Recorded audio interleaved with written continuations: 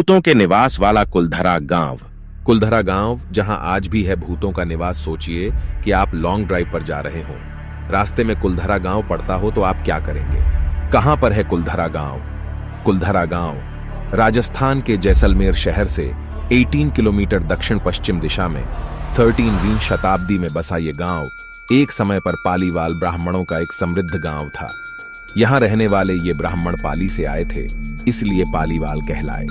इस गांव के बारे में बहुत अधिक तो वर्णन किताबों में नहीं मिलता है, परंतु 1899 में लिखी गई इतिहास की एक किताब जरूर है, तवारीख-ए-जैसलमेर, जिसके लेखक लक्ष्मीचंद ने इस गांव का जिक्र किया है। इस किताब के अनुसार काधन नाम का एक पालीवाल ब्राह्मण इस गांव में आने वाला पहला व्यक्ति था और उसने वहां पर एक तालाब की खुदाई करवाई थी। इस तालाब को लोगों ने उधनसर नाम से बुलाना शुरू किया था। क्यों आज भी शापित है कुलधरा गांव? यह गांव शापित क्यों हुआ?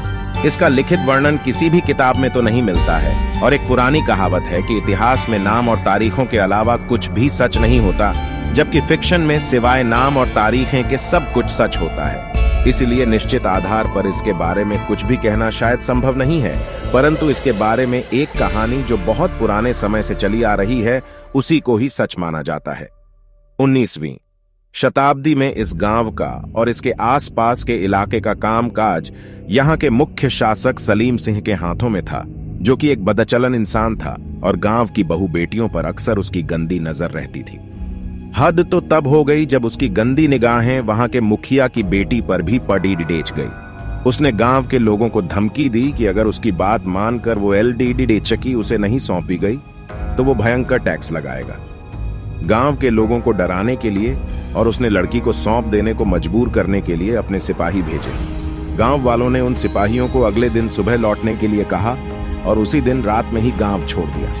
लेकिन जाने से पहले पवित्र ब्राह्मणों ने कुलधरा गांव को श्राप दे दिया कि उनके बाद इस गांव में कोई भी नहीं बस पाएगा। ऐसा देखा गया है कि जिन लोगों ने भी इस गांव को फिर से बसाने की कोशिश की, उनको बेहद डरावने अनुभव हुए। खास करके रात में यहाँ पर कई अजीबोगरीब घटनाएं हुई थीं, जिसके बाद लोगों ने यहाँ शाम के बाद आना ही छोड़ दिया।